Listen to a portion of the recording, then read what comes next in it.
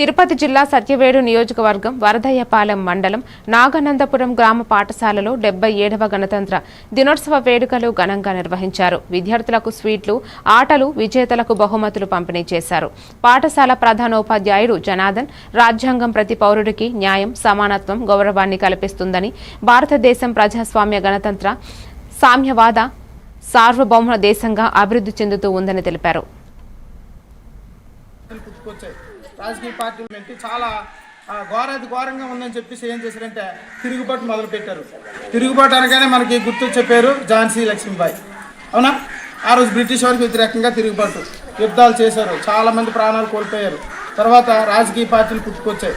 రాజకీయ పార్టీల్లో నుంచి మన ఎవరు మహాత్మా గాంధీ, నెక్స్ట్ జవహర్లాల్ నెహ్రూ, సర్దార్ వల్లభాయ్ పటేల్, గోపాలకృష్ణ గోఖలే, అల్లూరి సీతారామరాజు, ఒక్కొక్క విధంగా బ్రిటిష్ చేయాలా, రష్యాతో యుద్ధం చేయాలా, ఫ్రాన్స్తో యుద్ధం చేయాలా, వాళ్ళ దగ్గర సైన్యం సరిపడడం లేదు. అప్పుడు వాళ్ళకి ఎవరు దిక్కయ్యారు? మనమే. అప్పుడు ఏంటంటే మాకు సైన్య సహకారాన్ని అందిస్తే మీకు స్వతంత్రం ఇచ్చేస్తాం అందిస్తే అప్పుడు ఏం చేసిందంటే స్వతంత్రం అనేది 1900 చేసుకున్నారు. అంతవరకు మన భారతదేశంలో ప్రభుత్వం ఉందా? లేదు. ఏముండేది? ఓన్లీ బ్రిటిష్ వారు పరిపాలించేవారు.